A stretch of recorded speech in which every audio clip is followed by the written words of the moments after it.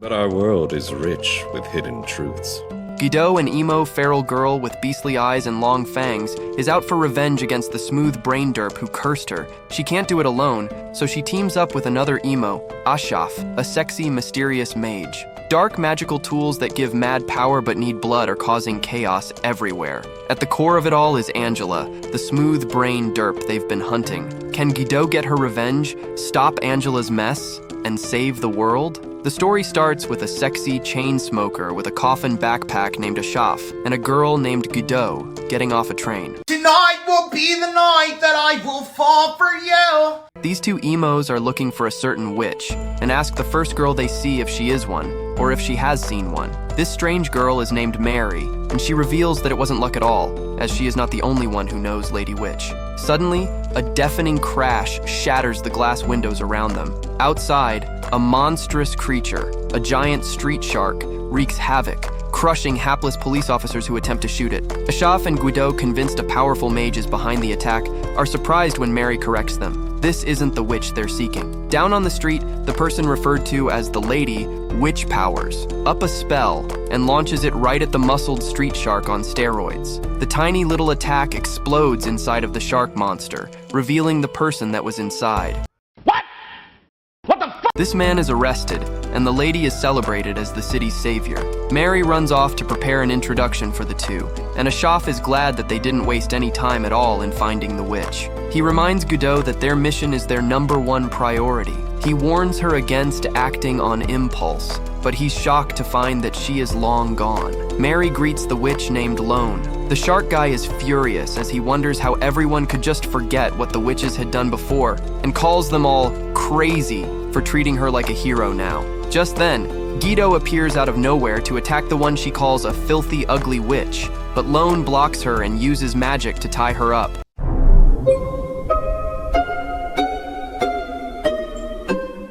Guido uses some pretty foul language to point out that she is certain that Lone remembers her, but Lone says she isn't sure about what she's talking about. Guido has no clue how Lone convinced everyone that she is a hero, and explains that witches bring only disaster and misfortune. Just then, a bunch of crows push the police back, and Ashaf appears out of nowhere. Mary is of course upset, and Asaf explains that this was all a misunderstanding. The crowd gets restless as they begin to throw things at our protagonists and demand that they be arrested. Ashaf uses some kind of dark magic to get them out of the place. Ashaf and Guido then arrive at the castle, where the curse is said to be sealed. A group of women arrive for a celebratory party, but Mary refuses to let Ashaf and Guido, whom she deems bad people, enter. A heated argument ensues. Smooth brain. Mary refuses to believe anyone who dislikes witches could have good intentions towards Ione.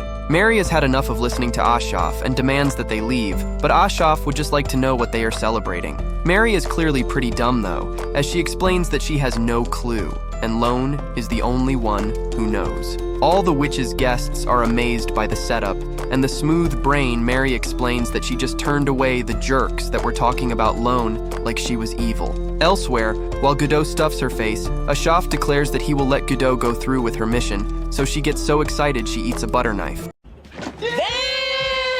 As they left their hotel, some police tried to stop them on Lady Witch's orders. It's clear that these guys are just under her control like lonely virgin losers, and it proves that Lone is evil. Ashaf uses his tattoo magic thing, and crows cause chaos outside. Back at the castle, Lone snuck a spell into their bodies during training, and they will now be keys to release the hellfire that sleeps in the city. Lone then shocks the handless girl by revealing that the wicked witch was her grandmother. Her grandmother actually wasn't wicked at all, as she was the one that sealed the fire and saved the city. Guido arrives to break up the party. Unfortunately, Ione stops her easily. Guido tries once more, but Ione uses her immense power to push her back. Lone is shocked that someone as powerless as Guido would even try to attack her. Ione is no fool though, and already knows that Guido was just serving as a distraction. She unleashes an attack on the sneaky Ashaf, but he blocks it just as he finishes up putting up a barrier around all the girls. Lone is amazed that he caught on to her plan and wonders just who this guy is. Mary tries to talk some sense into ugly virgin Lone and points out that all the people who wronged her grandmother are gone. All the people in the city now love Lone. Lone explains that their love only came because she was using them to lay the groundwork for her plan. Gaining their trust made breaking the seal feel far easier. The ugly virgin Lone then shows how seriously evil she is, as she explains that getting revenge on someone whose face you can't see is like getting revenge on an ant. Making friends with all the citizens now allows her to appreciate them as the targets of her revenge. The result now is that their suffering gives her great satisfaction. Stop it. Get some help. The airhead Godot then demands to know if Lone remembers her, or the mark on her neck. Lone laughs and realizes now that Godot wants to undo a witch's curse. However, a witch's curse is incredibly difficult to remove. There are only two ways to undo one. First, a loving kiss from a Prince Charming. Second, getting the witch who cursed the person to undo it. Unfortunately, Godot emerges from the flames, but Lone instantly pierces her body with an attack. Godot shockingly smiles. However, Godot plans to get a kiss right on the witch. A black smoke from Godot's body transferred right into the coffin Ashaf always carries and becomes a muscular monster on steroids. Lone reaches into her bag of tricks to unleash her most powerful spell. Godot emerges from the smoke to grab Lone, and with just one punch sends the witch flying. Ashaf is glad to see that the fire is getting under control, but Giddy is furious to have run into another dead end. Elsewhere, some guy offers to walk a girl home after they hear a strange noise. This girl doesn't need a man, so she walks home alone. No! God, please, no! No! While walking back to her house, he notices a lot of crows around her, and soon looks behind, thinking someone is following her. As she doesn't see anything, she continues on her path. Suddenly, someone catches the woman, and blood starts pouring out of her eyes. The unknown killer says it's still not enough. Godot and Ashaf take on another job. They have to capture a magical beast without hurting it. As it has nothing to do with witches, Godot steps away, which Ashaf finds childish. He controls water and surrounds the monster's head with it, making it unable to breathe. While they have lunch, Godot is grumpy like an idiot child and asks about their last jobs. None of them were related to witches, so she asks why Ashaf thinks he joined the order. As she says that, a new letter comes, and he implies it's a witch. They go to an old lady's house, and Ashaf undoes a spell that is locking a box. As they leave, he tells Godot that's a lesson for her, and that she needs to take all cases seriously. Luckily for Godot, they receive a black letter indicating a witch is central to the case. It seems one is committing grotesque serial murders in Hayden. As both a witch and a grimoire are involved, Ashaf says it won't be an easy job. In a flashback, a woman sees a building burning with her children inside, while she can't do anything to stop it. She wakes up from her dream and arrives at a crime scene. Her name is Kira Haynes, the only mage of the Hayden police. She finds 3 hanged bodies and tells her partner the only way they can deal with the witch is by figuring out her spells. There's no way a retarded virgin police can handle the case otherwise. As Kira walks around the town, she finds Ashaf and Godot talking about the murders. She interrogates them, as they are clearly saying those things because they know her. Ashaf says the order sent them, and they all go to a restaurant to discuss more. As the Paladin Corps should deal with witches instead of the police, Ashaf theorizes the mayor wants the cops to solve the case so he can claim all the glory. Kira asks why they are working with the order, and Godot explains her situation. She does that because the officer says she is using a spell that detects lies. However, after saying she trusts them better now, she tells them she has no spell of the sort. They agree to meet again and start working together the next day. Kira says the police assume it's a witch because of the overwhelming powers and the messages at the crime scenes. All of them are related to an aspect of witches, like their inability to age. The killer does that because it's like a game to them. They stopped at a bookstore. Kira realized some of the messages were quotes from a book, and she found a place that ordered a copy of it, as she has the same book at home. To Kira's surprise, Godot says the place stinks and kicks the door, breaking the glass. When the others go in, they find the owner dead inside. There's no doubt it was the witch because Ashaf says the wounds show magical damage. Burying her head in her arms, Kira looks exhausted and says again, it's all a game to the killer. Then she tells Ashaf he shouldn't stay near her, as nothing good happens to people close to her. Suddenly, Kira receives a call about a new crime scene, so she leaves the other two at their hotel. Before anything happens, Godot tells Ashaf to prepare, and he casually complains he doesn't have the coffin now. After that, someone shoots smoke at them, and a blonde, masked person appears. The hot-headed Guido tries to punch them, but they vanish instantly. Later, Ashraf and Guido go to Kira again, as there's something she isn't telling them. The only explanation for the attack is that the witch is following someone. As she's the only one who lives in the city, the detective is the only answer. For this reason, Kira goes back to when the cases first started. She was at her office with her boyfriend when suddenly someone said her house was burning with her children inside. To make things worse, there was a message near, indicating the arsonist was a witch. It also had a time and location, so the police checked it out. As soon as they started getting attacked, the boyfriend rushed towards the witch but ended up with his head smashed by a rock. Kira complains about her hatred, saying it serves nothing to the people of the city. Even so, she can't stop feeling it. Then, Guido says revenge feels great and encourages her, which surprises the detective. At the same time, they receive a warning that the killer will go to the station in 3 days. Guido says that's the chance to teach Kira what makes revenge so sweet. 3 days later, the witch appears, filling the area with smoke and destroying part of the station.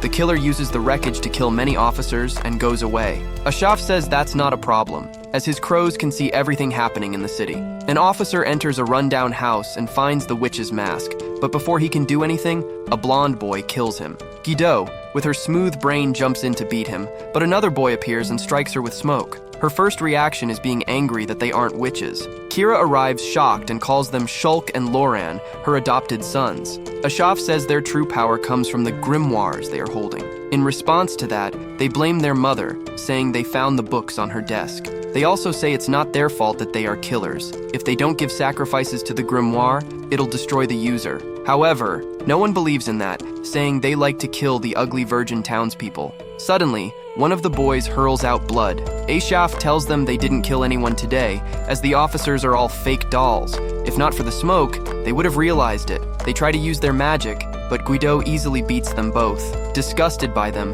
Kira picks up a gun and shoots them in the head. Ashraf and Guido get the grimoire and leave the city. If needed, they say Kira can contact them. Necromancy is the art of resurrecting bodies as the undead. Currently, it's permitted, but has many restrictions. Firstly, the patient or a close relative must agree to it. Also, the necromancer must disclose every detail of the procedure, as it comes with risks. A blonde woman thanks Ashraf and Guido when a man suddenly starts being persecuted by the police. In response, the hot-headed derp Guido quickly punches and stops him. He's an undead who has lost his mind after a long time without maintenance. One of the officers says that even though resurrection techniques have been improving, the amount of undead rampaging is high in the city. So, Ashraf decides he'll contact specialists from the order to help. Soon, Fenora, a blonde woman, and Johan, a guy with an eye patch who acts as her servant, arrive in the town. One of the officers, Jeff Enker, picks them up and gives them details of the case. Crazy undead rampages have become more frequent, and all of the 6 the loser police captured are still waiting for their maintenance. However, they don't know who is the necromancer responsible for those cases, meaning they didn't follow the correct resurrection procedures. Fenora believes they could be stray. That means the necromancer resurrected them illegally and gave no explanations, so the patients might not even know they're dead. After that, Jeff says Ashraf told the officers to locate all registered undead and their necromancers, speeding things up. After that, while a woman cries in front of a grave, a man sneaks behind her. He asks who it is and says she won't have to worry about the expensive resurrection fees. He also praises her hair. In an isolated place, the officers tell the necromancy specialists that the city has 4 necromancers and 21 undead. That surprises Johan, as the act is still taboo in many places.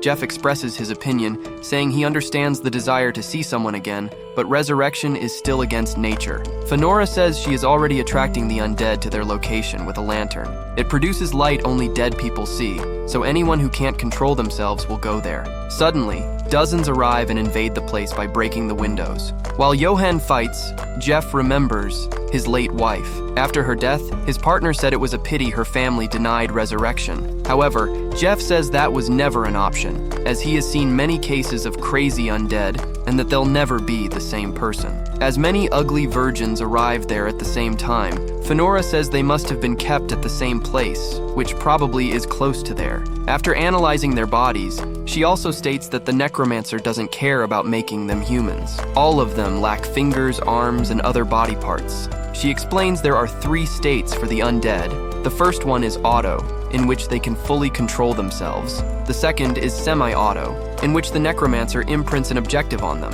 Manual is the last, and these kinds of undead are completely controlled by the necromancers. They follow footsteps and arrive at a mansion. While they investigate it, a giant muscular brain undead attacks Johann.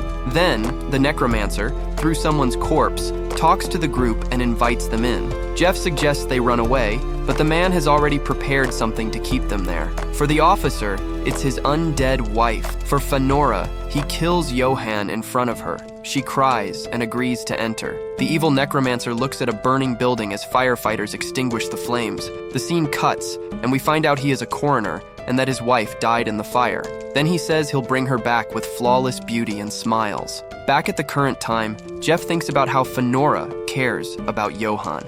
They enter a dining room and meet the necromancer and some of his undead maids, all redheads like his wife. The officer accuses him of having accomplices, as reanimating so many undead would be impossible for a single person. However, that would only be true if he raised them with care and maintained them properly. Fenora says the dead pay a heavy price for resurrection, one which the necromancer doesn't care about. After someone dies, their soul prepares for reincarnation. When you revive a person, they get out of that process and are unable to join it once again. So, their souls will be stuck on Earth forever. They simply exist, unable to do anything. That's called the void. The officer gives a painful look to his undead wife. The necromancer says his reason for reanimating so many people is to get Fenora's beauty.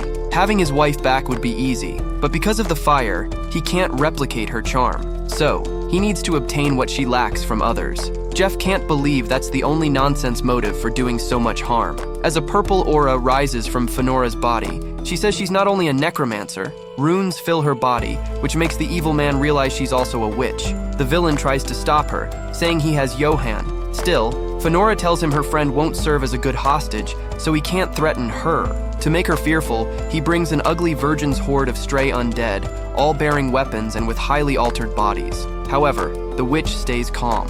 Fenora says few people decide to become undead after learning about the void, and even fewer agree to put themselves under a necromancer's control. With utmost respect, she calls the ones who do that Death Knights. At the same time, hooded and strong-looking undead appear behind her. Her Death Knights kill all the undead there, even Jeff's wife, which shocks him. The ugly loser necromancer manages to slip away and go to his wife's coffin. However, Johann is waiting for him there. The boy says he has been dead all this time. As he is a witch's undead, he doesn't need her to reanimate him. While he tells him that, his neck fully heals itself. Saying the necromancer crossed a line, Johann starts torturing the ugly virgin. When the other two arrive, Fenora tells Jeff she is going to break the law. The next moment, the necromancer opens his eyes again, but as her undead, he gets insane, knowing he won't be able to reincarnate, but Fenora says she won't give him any rest. The virgin derp has to do maintenance for everyone he resurrected. She also tells Jeff she has ways to legitimize his wife's resurrection.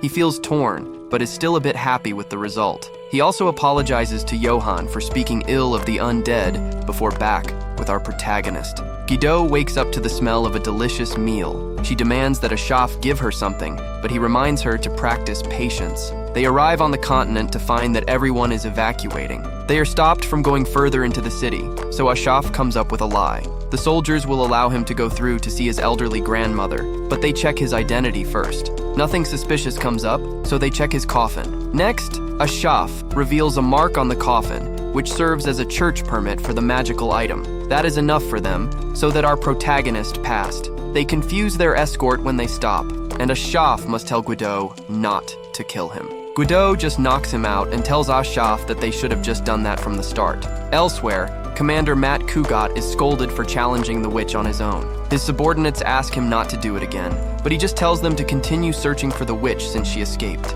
He vows to defeat her, but he is reminded that his mission is to capture her. Nearby, Ashaf explains that the floating castle is the base where the Paladin Corps operates out of when on missions. It is made using special materials, so even a witch would have a hard time damaging it. Guido is annoyed since the witch is inside, so Ashaf explains that they just need to open a hole without getting caught. Just then, a guy is eliminated in front of them, and Guido spots the witch. She tells Ashaf to hurry up, but it will take just a bit more time. Inside, the witch declares that she isn't ready to die just yet. Her swords surround her and her opponents are eliminated. They're actually just puppets called Seekers, and the Paladin Corps realizes that she just wiped out the entire search team. They were able to get information on her appearance, but the emissary needs to correct them on a lot of it. Matt Kugat points out how he is strangely well informed about her, so he would like to also know what lineage she belongs to. Just then, the soldiers informed them that their second search team was eliminated. They were watching the witch, so it couldn't have been her, but they don't know who it was.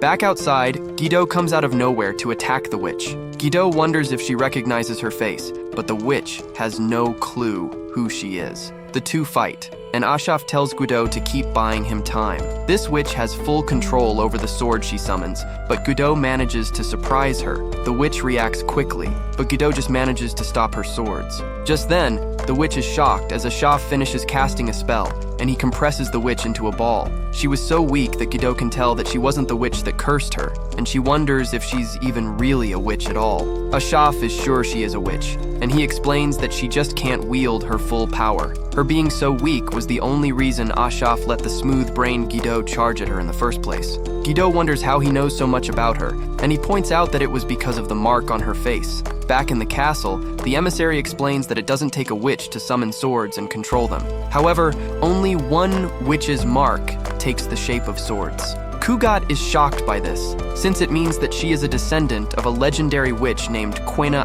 Ashaf is shocked to see that Helga has broken out of his ball and horrified when he sees that she brought out the demon sword.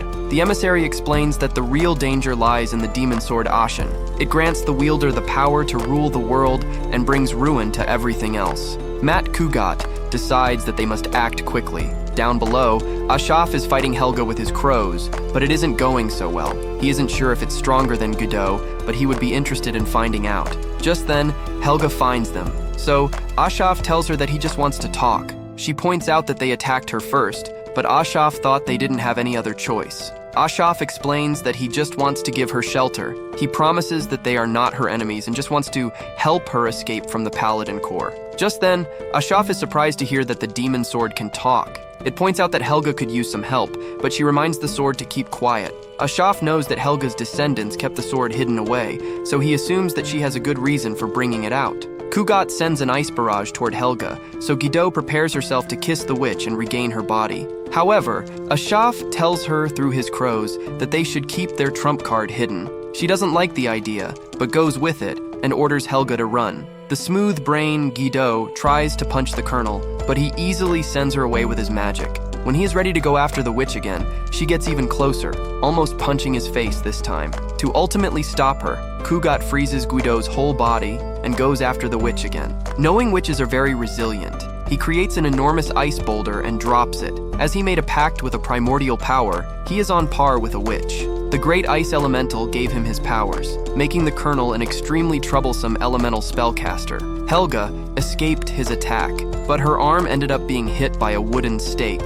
The confusion also made her lose the sword. Ashgan, the weapon, calls out to someone, and Helga gets relieved. However, it wasn't talking to her, but to Kugat, who was near them. The spellcaster grabs the demon sword and easily defends himself from Helga's attacks with his ice. Suddenly, Guido throws a lamppost at him and sends him away with a kick. Guido starts a tug of war over the sword with one of the colonel's companions. When she sees he's ready to attack again, the girl throws it far away so none of them can get it. While Helga goes after it, she thinks the smooth-brained Guido is amazing for being able to let go of Ashgan so easily. Guido appears and grabs the sword, which tells her it hates her. As an ice breeze creeps up on them, she jumps on the witch, who uses a strange sword to make them fly. However, Kugat manifests a giant made of clouds in front of them. When they get captured and put in armor, Ashaf appears and tells Kugat he wants to talk. He says that many people still fear witches deep inside, so it's easy to accuse them of something. If a person dies while a witch is near them,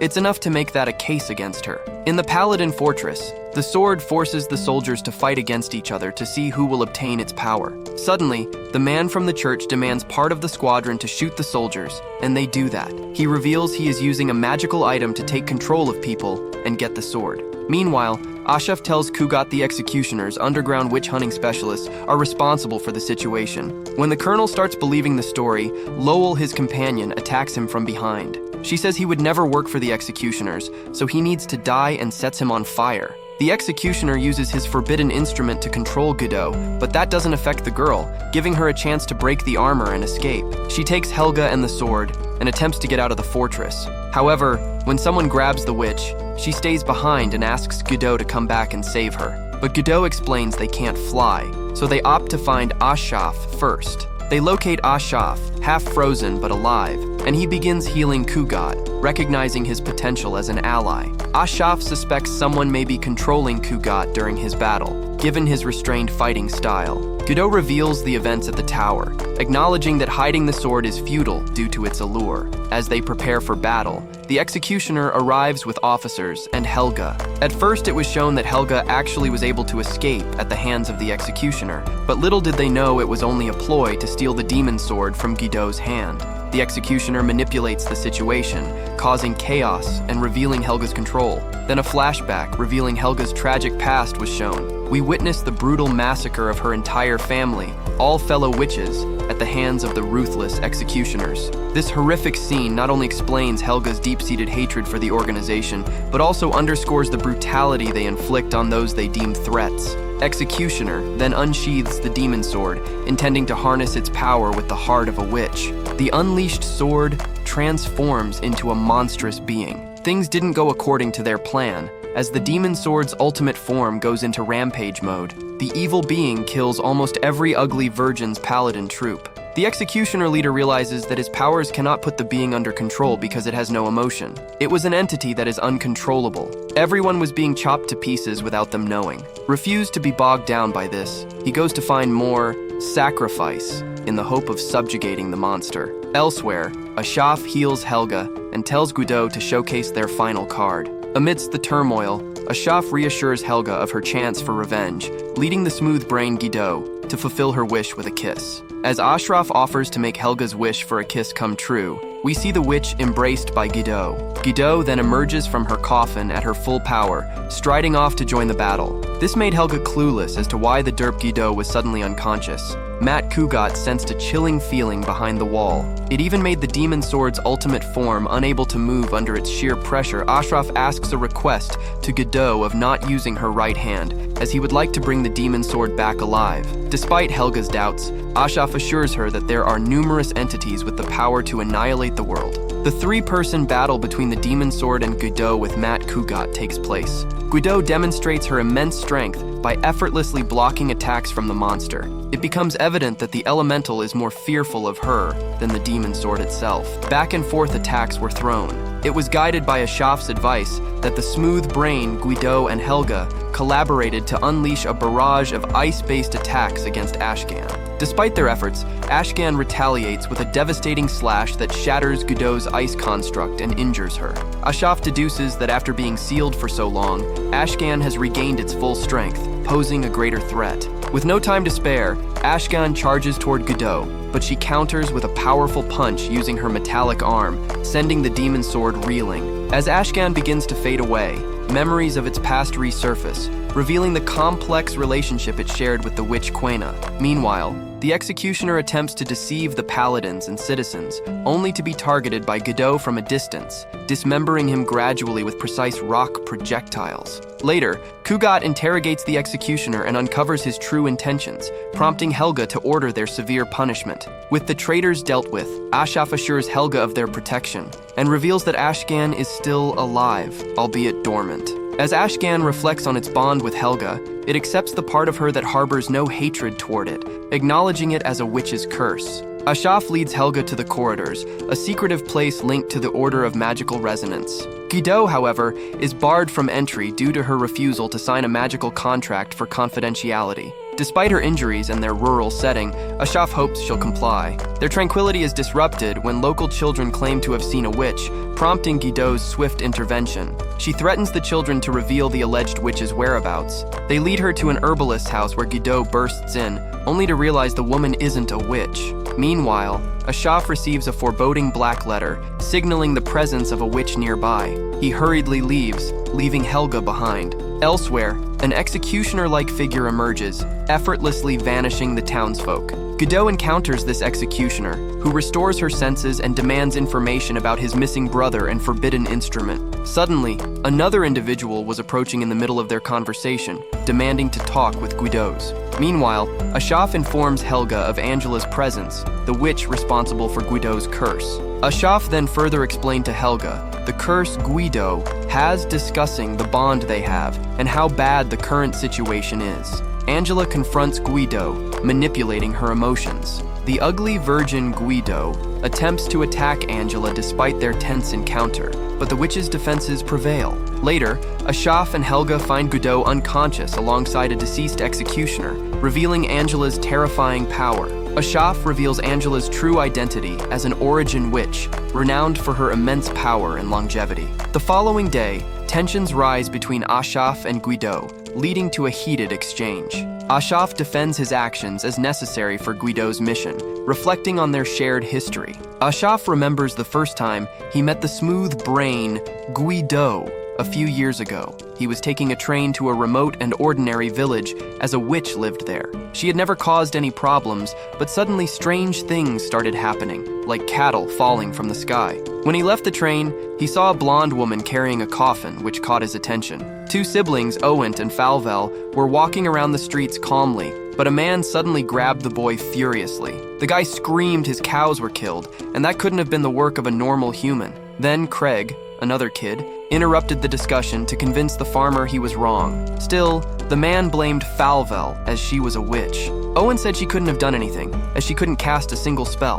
But that didn't convince the farmer, who was about to get even more violent. Fortunately, Ashaf stepped in and used magic to force him to go away. He told the kids who he was, and that he had an earnest request for the witch. The kids were a bit hesitant but accepted as he helped them. Suddenly, a blonde girl with a coffin beat up the farmer from before and smiled upon seeing the group. Ashaf cast a barrier, which Guido on steroids easily broke with a punch. None of the mage's spells could stop Guido, but a monster appeared out of nowhere and sent her flying with a single hit. Ashaf didn't know it, but he thought it was something summoned to protect Falvel. As people started gathering there, the group took Guido and left. Ashaf told Guido she confused him a lot. Even though he expected something different, she stayed quiet after being captured and didn't try to do anything to him. Also, she should have had injuries after being hit by the monster, but she was perfectly fine. After that, Owent revealed none of the witches in his family could speak. So, that's why Falvel couldn't cast spells. Even though most witches use magic writing runes, there's one type that only uses their voice. Ashaf concluded she was a descendant of the Origin, the mystic witch, Luna Farmington. That didn't convince the smooth-brained Godot, as it didn't explain the monster that attacked her. However, Ashaf had already thought about that, and deduced it was someone else's creation. Their objective must have been to incriminate Falvel and put everyone against her. When he asked if anyone new had come to the city in the past month, Craig said he and his dad arrived half a year before. As it was a long time, the mage said they were in the clear. Then, to the kids' surprise, Ashaf said he was there to get them back to the Order with him. That offer was something clearly incredible to Falvel. Later, Craig went back home and told everything to his dad. Meanwhile, Owent and Falvel discussed what they should do. The boy wasn't sure, but was happy to know his sister believed in Ashaf. As they left the house, Ashaf told Guido that the girl also must have some kind of curse mark on her body. To the blonde girl's surprise, he said he also knew there were more than 2 ways to solve that problem. However, a sudden noise interrupted their talk. When they went to check it, they saw someone killed the mayor. Craig was there and told someone using a mask was heading to Falvel's house, which made Ashaf worried. When the boy proposed to go there with him, the mage shot him several times. The boy fell and started laughing, revealing he was an executioner too. Unfortunately for the mage, the kid blocked a few of the bullets. At the same time, the other executioner arrived at Owen's home, while Falvel was somewhere else picking sticks. Ashaf's cool-headed rationality clashes with Guido's fiery rage. Guido found and threatened Ashaf, demanding he tell her the secret to break curses before he died. However, he convinced her she needed Falvel for it to work. Meanwhile, Falvel found the executioner beside her brother's dead body. When Craig returned, he discussed with the other executioner what they should do with the witch. As she had a curse and they didn't know how to break it, they concluded the only option was killing her. Before doing that, the executioner revealed he was Sven, just to torture the girl. Suddenly, Guido arrived and instantly killed the two villagers holding the girl. Sven tried to attack her with the fire, but she easily blocked it with her coffin. However, he used magic to pierce and set her on fire. When it appeared, the executioner would kill Falvel. Ashraf teleported there and protected the witch. Still, he couldn't save her hurt like that, so she told her the secret to break the curse. Right after Falvel kissed Guido, her real body came out and sent Sven flying with a single punch. Craig summoned a monster to defeat her, but it didn't work. Then Guido on steroids punched it so hard that the air pressure destroyed the boy's mask and pushed him away. Sven told the villagers to make Falvel a hostage again to turn the tables, but Guido said that wouldn't work. The girl's curse had disappeared too, so she commanded them to stop. She was so powerful, she could even extinguish the fire with a command. While crying, Falvel killed Sven and defeated the last executioner there. As only his heart had stopped, Falvel resurrected Owent. According to Ashraf, she could even raise the dead when she is older. After that, Guido decided to go with the mage and get the Order's help to find more witches. Back to the present, Ashraf tells Guido she changed over the 3 years they have been together. Even so, just one encounter with Angela reverted her to her old self. However, he believes she is only throwing a tantrum and will return to her senses. Before leaving, he says she wants the smooth-brained Guido to experience love. Between the 7th and 8th continents, there's an unending hole. The Order has some sort of building there, where they can access other worlds. The hole leads into Ashraf and Guido head to the 4th one, as that's what Angela's clue tells them. They don't know if the witch will be there or if they will find another clue,